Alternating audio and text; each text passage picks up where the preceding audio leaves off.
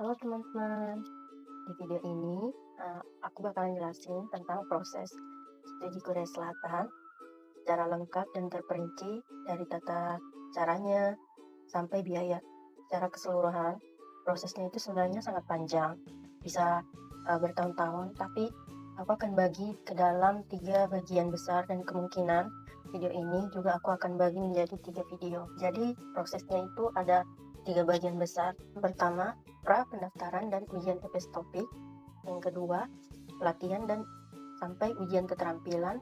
Yang ketiga, SLC sampai keberangkatan dan tiba di Korea Selatan. Di video ini aku akan menjelaskan yang pertama dulu, yaitu dari proses pra pendaftaran sampai ke ujian TPS topik. Tapi sebelum membahas proses pendaftaran sebagai CPNI dan ujiannya, aku akan jelaskan secara ringkas program G2G Korea Selatan itu apa sih. G2G Korea Selatan adalah kerjasama resmi antara pemerintah Indonesia dan pemerintah Korea Selatan untuk menempatkan pekerja migran Indonesia secara legal di Korea Selatan, khususnya melalui Sistem Employment Permit System atau EPS. Dan di Indonesia, program ini dikelola oleh BP2MI atau Badan Perlindungan Pekerja Migran Indonesia, dan di Korea dikelola oleh HRD Korea. Kalau misalnya dulu kita mengenal sebagai TKI, sekarang itu lebih umum disebut sebagai PMI. Dan kita kan familiarnya itu kalau sebagai TKI itu penempatannya melalui agensi swasta gitu ya, yang ada di luar negeri gitu, atau di Indonesia. Nah, mereka kan biasanya menyalurkan tenaga kerja melalui agensi atau perusahaan penyedia tenaga kerja kepada perusahaan atau perseorangan yang sedang membutuhkan tenaga kerja di negara tersebut. Nah, simpelnya itu penyalur tenaga kerjanya itu langsung dikelola oleh dua pemerintah yang bekerja sama. Oleh karena itu, kalau kita lihat di websitenya KP2MI atau dulunya itu BP2MI, ada banyak negara yang punya kerjasama melalui program G2G ini. Ada Jerman, ada Jepang, ada Korea Selatan, dan ada Arab Saudi. Banyak yang tertarik sama program ini, kemungkinan karena lebih terjamin keamanannya ya. Dan karena program ini memang dikelola langsung oleh dua pemerintah yang sedang bekerja sama, jadi kemungkinan penipuan dan penyalahgunaan itu sangat-sangat rendah atau bahkan nggak ada. Kalau mau bekerja di luar negeri, tentu saja kita mesti belajar bahasa negara tujuan kita tersebut ya. Karena program yang aku ikutinya adalah G2G Korea Selatan, maka kita wajib bisa berbahasa Korea tentu saja ya kan. Apakah wajib bisa dan lancar berbahasa Korea? Menurut aku wajib banget ya guys. Karena ini menyangkut soal komunikasi kita sehari-hari nanti di sana.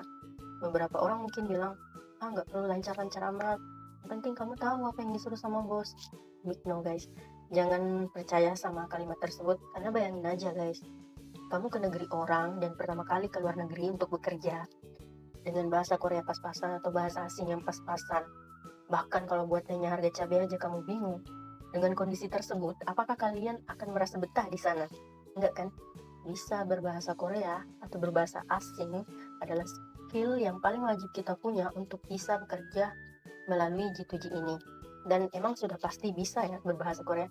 Soalnya kalau mau ikut G2G ini, karena kan nanti ada ujiannya gitu. Kalau nilainya di bawah KKM, kamu nggak bisa lanjut ke tahap selanjutnya gitu. Lalu muncul pertanyaan, terus gimana sih caranya belajar bahasa Koreanya? Aku cuma tahu annyeonghaseyo dan kamsahamnida doang gitu. Tenang guys, program G2G ini sudah ada sejak tahun 2004.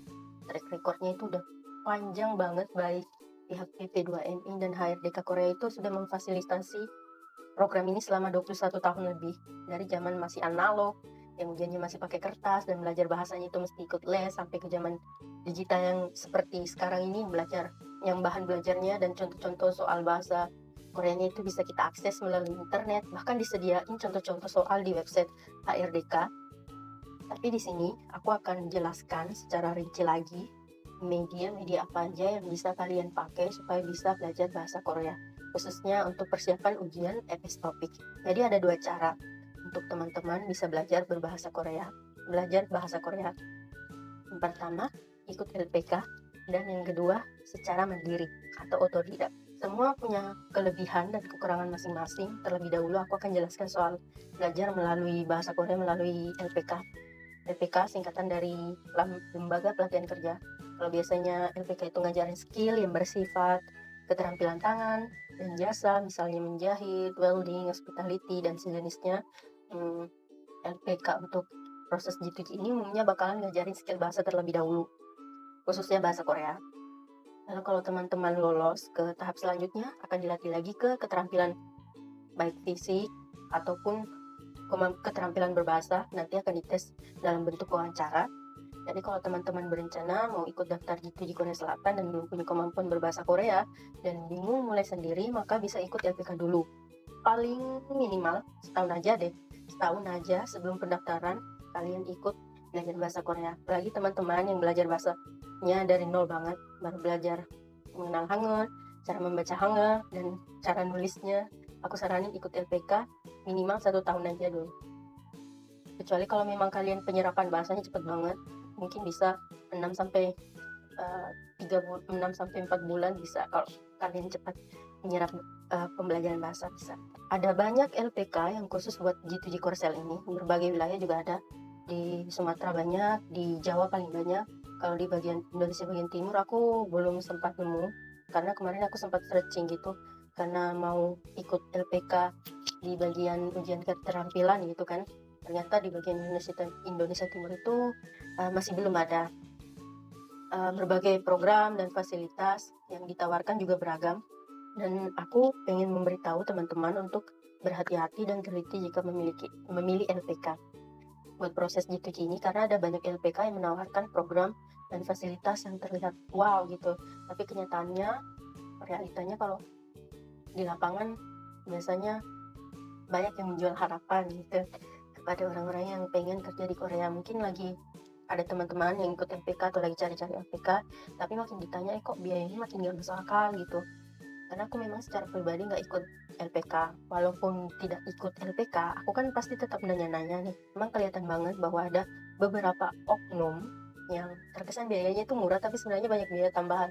Misalnya ada biaya pemantapan lah, biaya belajar skill test itu dibayar terpisah, biaya kirim SLC misalnya, dan banyak lagi. Misal aja nih, emang biaya pendaftarannya itu cuman mulai dari 3 juta sampai 5 juta sekali bayar. Itu biasanya sampai lulus ujian bahasa, alias LPK-nya bilang, pokoknya kalian cuma bayar sekali aja, nanti kalau ujian pertama kamu belum lulus, kalian gratis ngulang belajar bahasa sama kami. Tapi perlu diingat, setiap kita akan ujian bahasa itu, memang kita nggak perlu membayar pendaftaran lagi. Tapi biasanya LPK akan mengadakan yang namanya kelas pemantapan, atau kalau biasanya kita sebut tryout, ya kan? Dan itu bayar. Wajar aja berbayar sebenarnya, karena kan kalian tinggal tryout aja, nggak perlu beli paket tryout sama penyedia soal. Tapi kalau kalian beli sendiri, itu harganya biasanya nggak semahal yang dipatok di LPK. Aku sendiri beli kemarin paketan tryout gitu di penyedia soal yang aku dapat di TikTok, harganya cuma 350. Itu udah ada paket soal terbaru sekitar 50 soal dan beberapa paket soal versi lama, yang versi sebelum revisi bukunya versi 2015. Itu ngaja itu memang sudah biaya jasa gitu kan, cuman aku mau memberitahu variasi bahwa ada cara yang lebih murah gitu. Itu beberapa kekurangan kalau kalian belajar bahasa Korea melalui LPK. Tapi ada juga banyak kelebihannya, banyak banget kelebihannya. Kalau kalian belajar atau proses G2G melalui LPK ini, kalian gak bakalan pusing. Sumpah, aku udah sharing di beberapa teman yang ikut LPK, kebanyakan itu mereka diurusin semua sama LPK. Sama belajar bahasa di LPK, kalian tinggal datang di LPK, duduk manis, diberi materi, belajar, menghafal, pulang. Sedangkan kalau kalian belajar mandiri, kalian itu harus ngurus semua itu sendiri dari 1 sampai 10. Belum lagi misalnya pendaftaran ujian yang sudah dibuka misalnya, biasanya itu LPK sudah menyiapkan beberapa hal yang nanti diperlukan. Misalnya pembuatan rekening khusus PMI, bahkan di beberapa LPK itu aku lihat mereka manggil pihak bank langsung ke tempat mereka buat siswa mereka dibuatin rekening gitu. Sama kalau nanti kalian sudah di tahap mempersiapkan ujian keterampilan dan fisik, kalian itu tinggal ngikutin LPK karena mereka sudah pasti punya tips and trick ya.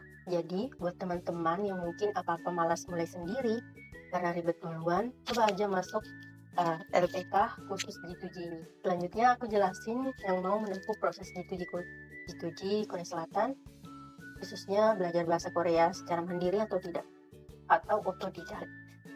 Aku mandiri proses belajar bahasanya, jadi belajar bahasa sendiri Dan belajar bahasa Korea secara mandiri itu ada banyak banget pilihan dan caranya, mau gratis atau berbayar semuanya ada. Tapi yang paling penting adalah, ada buku panduan belajar bahasa Korea, baik BP2MI dan HRD Korea ini sudah memfasilitasi program ini, semuanya gratis. Jadi buku panduan belajar bahasa Korea bisa kalian download di, website HRDK, atau kalau kalian mau versi cetaknya kan yang gratis ini cuma PDF-nya. Bukan dalam bentuk fisik ya. Nah, yang mau ada versi fisiknya, kalian cari aja di e-commerce seperti Shopee atau Tokopedia, biasanya ada banyak yang nyediain versi cetak dan versi yang sudah terjemahin ke dalam bahasa Indonesia. Jadi kalian udah nggak capek lagi ke percetakan. Aku saranin download aja sih. Nanti kalian tinggal buka di HP, jadi bisa belajar dimanapun dan kapanpun. Nah, kalau mau beli paketan tryout, kalian bisa cari di penyedia soal atau aplikasi yang di TikTok misalnya. Kalian pinter-pinter aja cari yang soal update dan soalnya bagus ya. Tapi setelah aku beli di beberapa paketan tryout di beberapa penyedia soal, emang masih ada human errornya atau kesalahan soal atau kunci jawabannya gitu ya. Tapi aku maklum karena cuma 1-2 soal aja, makanya kalau teman-teman tryout kalian cross check lagi, misalnya tanya ChatGPT apakah kunci jawabannya udah tepat. Karena aku beberapa kali merasa jawaban aku itu udah tepat, tapi kok di aplikasi teridentifikasi salah gitu.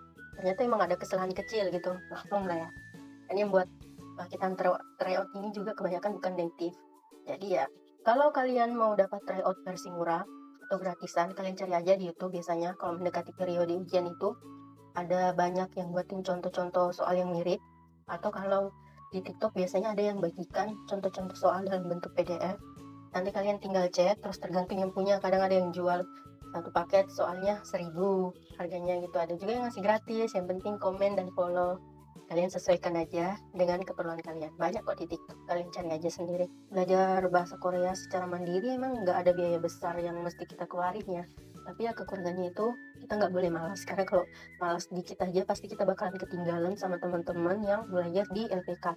Karena kalau belajar di LPK kan mereka sangat terorganisir ya. Belajarnya juga sangat teratur, hampir 6 hari dalam seminggu, dari pagi sampai sore. Jadi kalau memang mau belajar bahasa sendiri, itu kita sehari-hari harus memang buka buku terus supaya nggak lupa, harus uh, menghafal kosakata, nambah kosakata setiap hari. Nah, itu cara-cara yang aku lakukan selama belajar mandiri, belajar bahasa Korea. Tapi kalau seandainya teman-teman tertarik mau belajar bahasa Korea secara mandiri tanpa bantuan LPK dan benar-benar belajar dari nol, kuncinya itu cuma satu. Kalian mesti rajin belajar dan buka buku tiap hari, ngapalin kosakata tiap hari, dan latihan ngerjain soal. Seperti yang aku bilang sebelumnya bahwa pendaftaran G2G ini bisa dilakukan secara mandiri maupun melalui LPK. Pendaftar mandiri ataupun didaftarkan LPK itu semua prosesnya sama. Jadi prosesnya itu pertama-tama begini. Kalian belajar bahasa Korea nih dan merasa sudah mampu dan dapat nilai ujian yang bakalan bagus. Tentu saja kalian mesti diuji kan, di ujian kan. Jadi ujian ini kita sebut dengan nama IPS topik. Tapi karena pendaftaran IPS topik ini nggak menentu waktunya kapan, bisa aja di skip atau ditiadakan tahun ini, apapun itu kita nggak tahu, sehingga kalian harus ikuti update dari BP2MI. Bahkan kalau di LPK itu biasanya udah dikasih prediksi, biasanya oh nanti bulan segini bakalan dibuka pendaftaran G2G-nya, kalian harus lebih mantap lagi belajarnya gitu. Tapi sebelum daftar, aku mau ngasih tahu kalau G2G Korea Selatan itu ada beberapa jenis ya. Paling banyak yang daftar itu ada manufaktur, perikanan dan perkapalan, service 1 dan service 2. Semua cangkupan bidangnya bisa kalian cari sendiri penjelasannya karena banyak banget dan banyak juga cabang-cabangnya gitu. Dan khusus di video ini aku akan jelasin proses pendaftaran J2J Korea Selatan di bidang manufaktur, khususnya assembly atau perakitannya. Oke, aku jelaskan tata cara pendaftarannya. Pertama kita harus cek syarat umum. Usianya 18 sampai 39 tahun, minimal lulusan SMP atau setara, bisa paket B, dan seterusnya. Sehat, tidak buta warna. Kalian kalau ada yang buta warna dan mau coba-coba, mending nggak usah, karena nanti buta warna itu bakalan dites beberapa kali di beberapa kesempatan juga. Jadi jangan buang-buang usaha kalian. Tidak ada catatan kriminal, belum pernah dideportasi, boleh bertato, yang penting yang nggak sampai semuka-muka gitu ya. Kalau cuma di lengan nggak apa-apa, nanti kalian bisa kali pakai kemeja panjang aja, soalnya tato emang nggak ada peraturan yang ketat banget gitu. Terus yang nanya, yang minus bisa nggak? Bisa, yang penting pakai kacamata nanti dan masih tetap bisa melihat gitu ya. dan belum pernah kerja di Korea di atas 5 tahun, karena kalau sudah pernah bekerja di atas 5 tahun itu punya jalurnya sendiri namanya re-entry. Kalau ini kan umum, khususnya yang belum pernah bekerja di Korea. Punya KTP, email, nomor HP, dan rekening BNI plus PMI G2G. Tapi soal rekening ini tiap tahun berbeda aturannya. Tahun 2025 ini rekening biasa juga bisa. Aku pakai rekening biasa, pakai rekening BRI, nggak ada masalah. Yang penting atas nama kamu sendiri dan masih aktif ya, harus aktif. Tapi kalau memang mau buat rekening khusus PMI, bisa juga silahkan datang ke kantor cabang BNI setempat. Terus bilang mau buat rekening khusus PMI gitu. Kalau nggak salah butuh KTP dan bukti pendaftaran Siskomi kayaknya. Itu syarat-syaratnya bisa juga kalian cek di websitenya BNI langsung kalau kalian mau buat rekening khusus. Yang kedua, siapkan dokumen. Untuk contoh scan dokumen yang baik dan benar, aku akan cantumkan linknya di kolom deskripsi, soalnya agak ribet. Dan proses ketiga, daftar online di Siskomi. Pertama-tama buat akun di siskomi.bp2mi.go.id dulu, lalu lengkapi data diri, unggah semua dokumen, pilih lowongan sektor sesuai yang kalian mau, bayar biaya ujian via BNI, biayanya itu $23, kursnya itu mengikuti waktu saat kalian membayar, tapi biasanya sudah ditentukan ya sama BP2MI. Lalu setelah kalian mendaftar dan setelah kalian membayar biayanya, nanti kalian diwajibkan untuk verifikasi dokumen. Untuk teman-teman yang mendaftar pertama kali, itu wajib rekam sidik jari. Apa sih ya istilahnya? Oh ya, rekam biometrik di lokasi BP2MI yang sudah kalian pilih di pas pendaftaran tadi sesuai jadwal dan domisili yang kalian pilih.